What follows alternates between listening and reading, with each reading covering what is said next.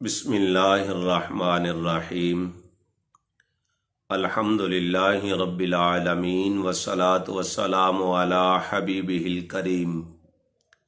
وعلی آلہ الطیبین الطاہرین واصحابہ اجمعین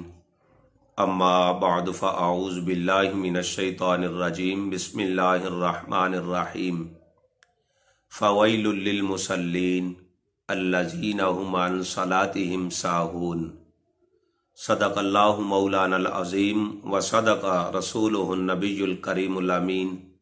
الصلاۃ والسلام علیک یا سیدی یا رسول اللہ وعلی آلک واصحابک یا سیدی یا رحمت للعالمین۔ ٹوبہ ٹیک سنگھ سے محمد آصف نے سوال کیا ہے، جس بندے کی زیادہ نمازیں قضا ہو جائیں وہ نیت کس طرح کرے اور ان کو کس طرح پڑھنا چاہیے؟ اس سلسلہ میں فتاوی رضویہ شریف کی جلد نمبر 8 اور مسئلے کا نمبر 1202 ہے۔ امام اہل سنت الشاہ احمد رضا خان فاضل بریلوی رحمۃ اللہ تعالی علیہ سے سوال کیا گیا، جو آپ نے جواب ارشاد فرمایا اس سے یقیناً ہمارے ائمہ اور عوام اہل سنت استفادہ حاصل کریں گے۔ پہلی بات یہ ہے کہ وہ دو طرح نیت کر سکتا ہے، یعنی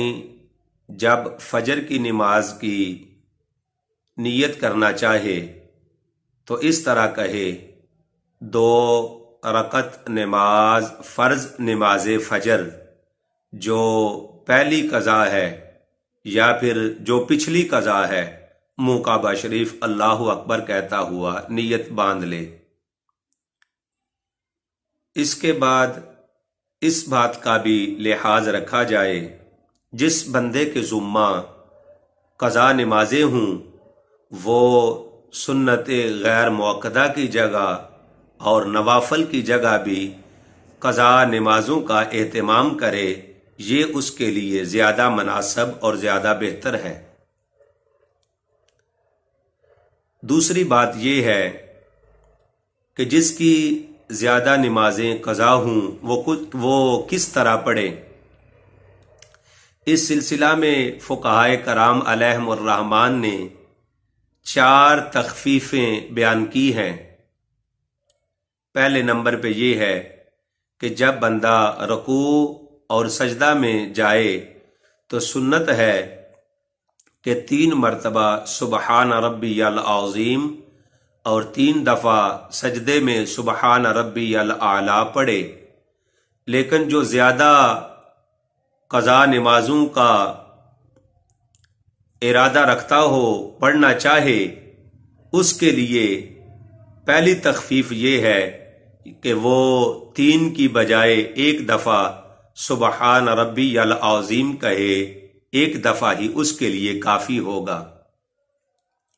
لیکن اس میں اس بات کا خاص لحاظ رکھا جائے کہ جب وہ رکوع میں پورا پہنچ جائے اس وقت سبحان آ کے سین کو شروع کرے، اور جب تسبیح پوری پڑھ لے سبحان ربی العظیم یعنی میم کو پورا پڑھ لے، اس وقت اپنے سر کو رکوع سے اٹھائے۔ اسی طرح جب سجدے میں پورا پہنچ جائے اس وقت سبحان ربی الاعلی کے سین کو شروع کرے، اور اعلی جب پورا پڑھ لے اس وقت اپنے سر کو سجدے سے اٹھائے۔ یہ باقی ادا نمازوں میں بھی اس کا پورا لحاظ رکھنا چاہیے۔ بندے جلدی کرتے ہوئے اپنی نماز کو اسی طرح ضائع کر دیتے ہیں، یعنی تعدیل ارکان کا لحاظ نہیں رکھتے، اس طرح نماز مکروہ تحریمی واجب الاعادہ ہو جاتی ہے، یعنی اس کو دوبارہ پڑھنا پڑتا ہے، اس لیے اس کا خاص لحاظ رکھا جائے۔ دوسرے نمبر پہ یہ ہے کہ جب نماز ظہر کے فرض پڑھ رہا ہو، وہ جو قضا ہے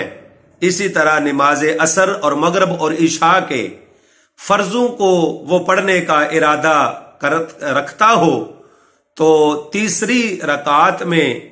اور چوتھی رکعت میں وہ سورت فاتحہ شریف کی بجائے سبحان اللہ سبحان اللہ سبحان اللہ یعنی 3 دفعہ سبحان اللہ کہے اور رکوع میں چلا جائے، یعنی سورت فاتحہ شریف نہ پڑھے بلکہ 3 مرتبہ سبحان اللہ سبحان اللہ سبحان اللہ کہے اور قیام اپنا پورا کرتا ہوا رکوع میں چلا جائے اور 1 مرتبہ ہی وہ رکوع میں سبحان ربی العظیم کہے اور اس طرح اپنی نماز کو پورا کر لے۔ تیسرے نمبر پہ جب وہ وتر پڑھنا چاہے تو تیسری رکعت میں چونکہ سورت فاتحہ شریف اور سورت اخلاص شریف کے بعد دعائے قنوت پڑھی جاتی ہے، یہاں اس بات کو بھی ملحوظ خاطر رکھا جائے، یہ جو سورت فاتحہ شریف کا چھوڑنا ہے اور 3 مرتبہ سبحان اللہ کہنا ہے، یہ صرف اور صرف فرضوں میں کرے، نہ کہ وتر کی نماز میں، یعنی جب وہ وتر پڑھنا چاہے تو تیسری رکعت میں بھی سورت فاتحہ شریف اور سورت اخلاص شریف کا اہتمام ضرور کرے، چونکہ سورت فاتحہ شریف اور سورت اخلاص شریف وتر کے نماز میں ملانا واجب ہے، جبکہ فرض کی نماز میں تیسری اور چوتھی رکعت میں سورت فاتحہ شریف کا ملانا سنت ہے۔ تو یہ تخفیف جو سورت فاتحہ شریف کو چھوڑ کر سبحان اللہ کہنا ہے 3 مرتبہ، یہ صرف اور صرف فرض کی نماز میں اس طرح کر سکتا ہے۔ اب تیسری تخفیف یہ ہے کہ جب سورت فاتحہ شریف اور سورت اخلاص شریف تیسری رکعت کی پڑھ لے تو دعائے قنوت کی بجائے رب اغفر لی صرف اتنا کہے اور رکوع میں چلا جائے، یعنی دعائے قنوت نہ پڑھے بلکہ رب اغفر لی پڑھتا ہوا اپنے قیام کو پورا کرے اور رکوع میں چلا جائے۔ چوتھے نمبر پہ جب وہ آخری قعدہ میں ہو، یعنی 4 وہ فرض پڑھ رہا ہو یا وہ 3 فرض پڑھ رہا ہو، اسی طرح وہ وتر کی نماز جو ہے وہ اپنی آخری قعدے میں ہو، تو اس کے لیے چوتھی تخفیف یہ بیان کی گئی ہے کہ وہ عبدہ و رسولہ کو پورا کرتا ہوا اللہم صلی علی محمد وعلی آل محمد کما صلیت اور کما بارکتا، اسی طرح رب اجعلنی، یہ دونوں درود اور دعا نہ پڑھے بلکہ وہ صرف اتنا کہہ لے اللہم صلی علی محمد وآلہ۔ یہ جو تخفیفیں بیان کی جا رہی ہیں یہ صرف اور صرف قضا نمازوں کے لیے ہیں، اور قضا نمازیں بھی وہ جو بندہ زیادہ پڑھنا چاہتا ہو تو اس کے لیے یہ 4 تخفیفات ہمارے علماء نے بیان کی ہیں۔ اس لیے بندے کو چاہیے کہ نہ جانے کب زندگی کی شام ہو جائے اور جو نمازیں رہ گئی ہیں ان کا اہتمام کر لینا اس کے لیے بہت زیادہ بہتر اور مناسب ہے، اور امید کی جاتی ہے اللہ رب العالمین جل مجدہ الکریم اپنی رحمت کے صدقہ میں اس بندے کو معاف فرما دے گا۔ ایک تو یہ ہے کہ اپنی نمازوں کی قضا کرے، اور دوسری بات یہ ہے کہ توبہ استغفار بھی کرتا رہے اور اپنے مالک حقیقی سے اپنی قضا نمازوں کے سلسلہ میں معافی طلب کرتا رہے۔ انشاءاللہ العزیز اس کے بعد قضائے عمری کا بھی جلد ہی بیان کیا جائے گا۔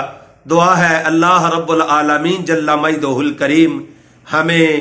دین کے ساتھ عمل کی توفیق عطا فرمائے۔